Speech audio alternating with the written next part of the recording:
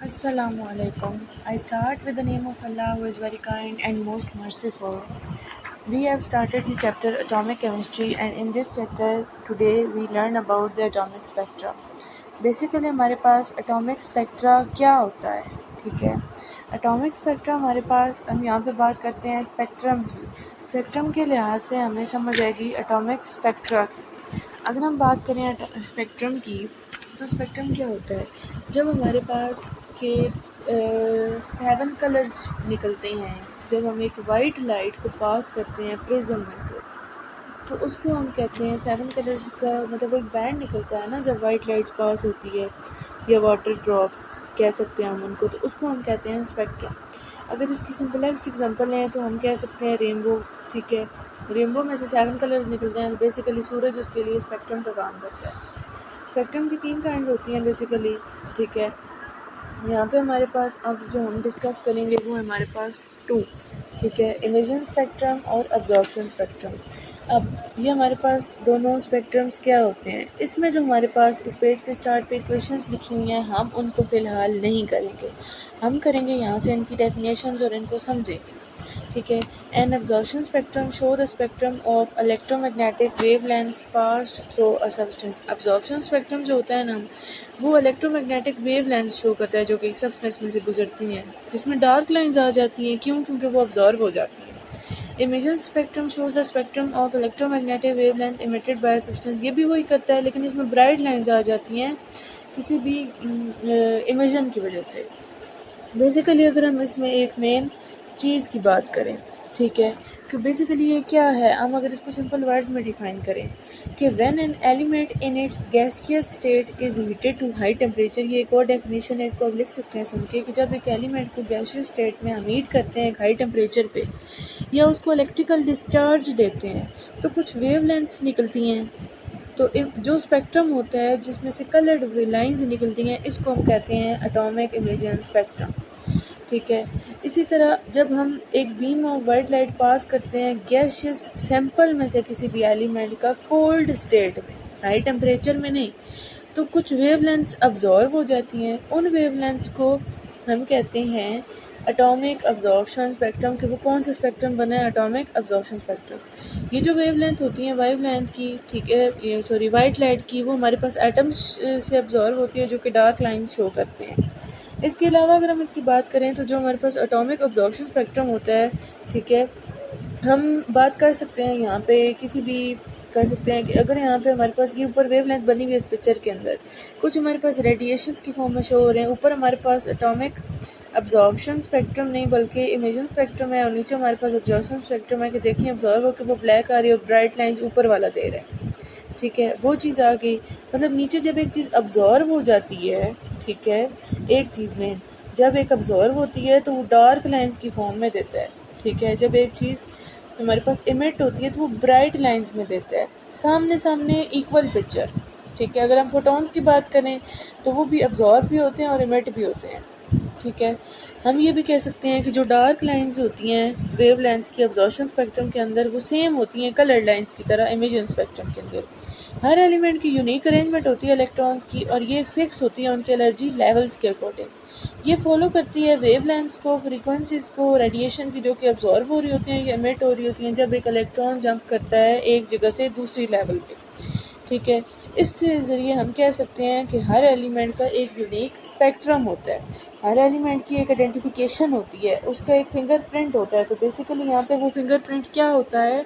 Fingerprint हमारे पास होता है एटॉमिक स्पेक्ट्रा, कुछ ना कुछ उसकी शो कर रहा होता है, ठीक है। ये चीज़ मैंने अभी आपको डिस्क्राइब की है, जो इस टाइम मैंने आपको पेज शो किया है।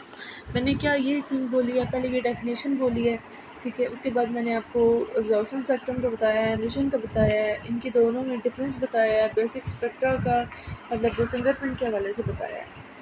अब इस पेज के अकॉर्डिंग अगर हम कहें तो दोनों की डेफिनेशन डिफरेंसेस कुछ ना कुछ सिमिलरिटीज़ के अकॉर्डिंग पूछा जाता है।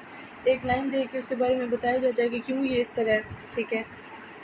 जो नीचे वाला पैराग्राफ है उसकी यूनिक अरेंजमेंट के बारे में पूछा जा सकता है, ठीक है। ये जो बीच में लाइन आई हुई है, electron jump from energy level to another energy level must also be unique, second last paragraph की थर्ड लाइन है, फर्स्ट थर्ड लाइन उसमें, ये चीज़ देख के पूछा जा सकता है, तो ये फिर हम बताते हैं कि किस तरह एक एलिमेंट की एक यूनिक अरेंजमेंट होती है इलेक्ट्रॉन्स की और किस तरह उसकी एनर्जी लेवल्स के अंदर उसकी रेंज फिक्स होती है।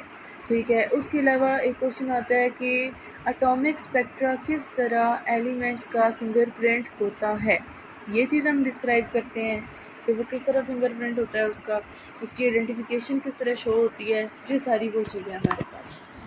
अगर हम आगे बात करें आयनाइजेशन एनर्जी और एनर्जी लेवल्स में, ठीक है, तो जो मेजर डिफरेंस होता है इलेक्ट्रॉन्स का मुख्तलिफ शेल्स में, वो उनकी एनर्जी होती है। मतलब एनर्जी पे वो चीज़ डिपेंड करती है, एनर्जी कितनी हो उतना उसका क्या होगा। ठीक है, उसकी मतलब जैसे जैसे इलेक्ट्रॉन जिस जिस सेल में होगा उसकी एनर्जी भी डिफरेंट होती जाएगी। हम इन्वेस्टिगेट कर सकते हैं किसी भी एटम्स की इलेक्ट्रॉनिक कन्फिग्रेशन को, उनकी एनर्जीज़ को एक्सपेरिमेंटली मेजर करके, और ये सिर्फ हमें आयनाइजेशन एनर्जी के ज़रिए से ही हम ये कर सकते हैं। Ionisation energies are used to investigate the electronic configuration of elements. ये दो तरीके होते हैं, एक सक्सेसिव आयनाइजेशन एनर्जी और दूसरा फर्स्ट आयनाइजेशन एनर्जी। अगर हम यहाँ पे डिस्कस करें successive ionisation energy same element की, यहाँ पे दो चीज़ों का डिफरेंस आता है कि अगर हम बात करते हैं सक्सेसिव आयनाइजेशन एनर्जी की, तो वो हमारे पास आती है सेम एलिमेंट की। एक ही एलिमेंट लेके उसकी मुख्तलिफ शेल्स में इलेक्ट्रॉनिक कन्फिग्रेशन को हम चेक करते हैं। लेकिन अगर हम बात करें फर्स्ट आयनाइजेशन एनर्जी की, तो हम मुख्तलिफ एलिमेंट्स को लेके ये चीज़ डिस्कस करते हैं। अगर हम बात करें सक्सेसिव आयनाइजेशन एनर्जी की, तो हम अगर एक एलिमेंट लें, उसकी एनर्जी मेजर करें, ठीक है, तो उसके इलेक्ट्रॉन्स एक एक करके रिमूव करें, तो एक एक एनर्जी का डिफरेंस आएगा। जैसे पहले एक्स है तो एक्स पॉजिटिव हो गया, फिर एक्स पॉजिटिव है तो एक्स 2 पॉजिटिव हो गया, 2 पॉजिटिव है तो 3 पॉजिटिव हो गया। इलेक्ट्रॉन निकाल के हीट एंथैल्पी की फॉर्म में एनर्जी निकाल दी। अगर हम कॉन्टीन्यूसली इलेक्ट्रॉन्स को रिमूव करते रहें तो लास्ट में हमारे पास न्यूक्लियस रह जाएगा। ठीक है, हम यहाँ पे आयनाइजेशन एनर्जीज़ के सीक्वेंस को भी देख सकते हैं। जो सक्सेसिव आयनाइजेशन एनर्जी है वो हमारे पास क्लियर एक क्लैरिटी में अरेंजमेंट शो करती है कि शेल्स के में न्यूक्लियस के गिर्द इलेक्ट्रॉन्स किस तरह रिवॉल्व करते हैं, किस तरह अरेंज होते हैं। अगर हम एग्जांपल लें मैग्नीशियम की, तो हम क्या कह सकते हैं कि मैग्नीशियम एटम की अगर हम एग्जांपल ले रहे हैं और उसकी एनर्जी को मेजर करें, इस पिक्चर के अंदर ये दिखाया जा रहा है कि मैग्नीशियम एटम है, इसके ग्राफ बनाया गया और उसमें प्लॉट किया गया है।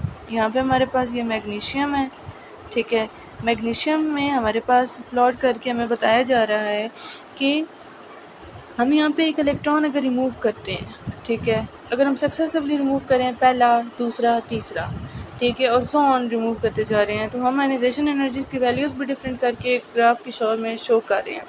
पहले आयनाइजेशन एनर्जी और होगी जब दो इलेक्ट्रॉन्स निकलेंगे, जब हम दूसरे शेल में जाएंगे तो हमें थोड़ी सी ज़्यादा एनर्जी चाहिए होगी। ठीक है, जब हम तीसरे में जाएंगे तो हमें उससे थोड़ी सी और ज़्यादा एनर्जी चाहिए होगी।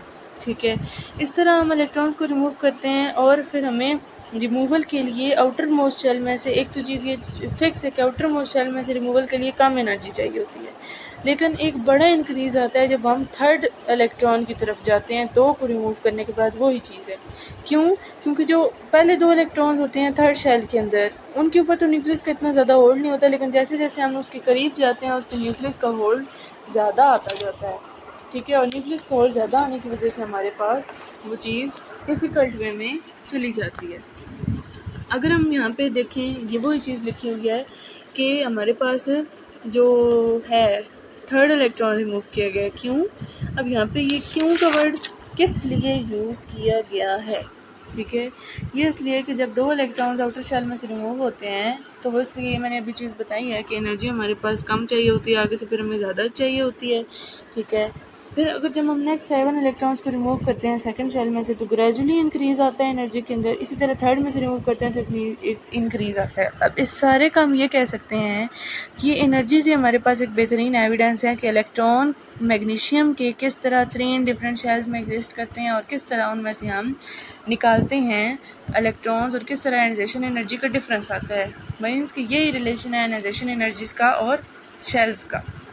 अगर हम बात करें अब यहाँ पे फर्स्ट आयनाइजेशन एनर्जी की, इसमें हमारे पास क्या होता है कि हम मुख्तलिफ एलिमेंट्स लेते हैं और उनके आयनाइजेशन एनर्जी को कंपेयर करते हैं। दूसरा वे जो है आयनाइजेशन एनर्जी का, वो हमारे पास क्या है, वेरी करता है first ionisation energy atomic numbers के हवाले से। ठीक है, हम अगर बात करें, अब नीचे ये जो ग्राफ की फॉर्म में बना हुआ है, इस पर 88 एलिमेंट्स हैं। ठीक है, 88 एलिमेंट्स बने हुए, ये ग्राफ हमें क्या बताता है कि जितनी आयनाइजेशन एनर्जीज़ हैं वो सारी एंडोथर्मिक हैं। ठीक है, एंडोथर्मिक एनर्जीज अब्जॉर्व कर रही हैं और उनको एनर्जी चाहिए इलेक्ट्रॉन को रिमूव करने के लिए। ठीक है। अगर हम डाउन द ग्रुप बात करें तो हीलियम से नियॉन और नियॉन से अगर आर्गोन तक जाएँ या लिथियम से सोडियम टू पोटेशियम जाएँ तो एनर्जीज डिक्रीज़ हो जाती हैं। क्यों? क्योंकि जो लार्जर नंबर ऑफ आइटम होता है और आसानी से इलेक्ट्रॉन उसमें से सेपरेट हो जाता है। एक्चुअली क्या होता है कि डाउन द ग्रुप जो हमारे पास शेल्स होते हैं वो बढ़ जाते हैं और न्यूक्लियस का होल्ड शेल्स के ऊपर कम हो जाता है, जिसकी वजह से इलेक्ट्रॉन हम आसानी से रिमूव कर लेते हैं। अगर हम कहें कि आयनाइजेशन एनर्जी बढ़ती है पीरियड में, तो किस तरह हम कह सकते हैं कि ग्रुप 1 के एलिमेंट जैसे कि हम कह सकते हैं अल्कली मेटल्स, उनकी होती है हमारे पास लोएस्ट आयनाइजेशन एनर्जी हर पीरियड में, ठीक है। और जो नोबल गैसेस होती हैं उनकी ज़्यादा होती है क्योंकि वो लास्ट में होती हैं बिल्कुल, ठीक है। अब हम यहाँ कह सकते हैं कि इसका क्या रीज़न है, क्योंकि पीरियड में जो शेल होते हैं वो सेम रहते हैं, प्रोटॉन नंबर तो बढ़ जाता है। क्यों? क्योंकि जब इलेक्ट्रॉन्स और ऐड होने हैं एक सेल के अंदर तो प्रोटॉन नंबर उसका चेंज हो जाना है, ठीक है। इस तरह वो शेयरिंग अपने ऑब्जेक्ट्स वगैरह फॉलो करके वो अपना अट्रैक्शन बराबर कायम रखते हैं।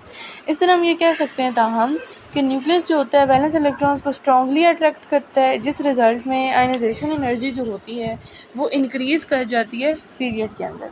ये था हमारा आज का लेक्चर। इसके बाद हम अपने नेक्स्ट लेक्चर में क्वांटम नंबर्स को डिस्कस करेंगे और उसके बाद फिर 3-4 लेक्चर्स में हमारा ये चैप्टर एंड हो जाएगा। और ये चैप्टर बहुत इजी चैप्टर है, इसमें चीज़ कोई भी इतनी ज़्यादा मुश्किल नहीं है। ये था आज का लेक्चर।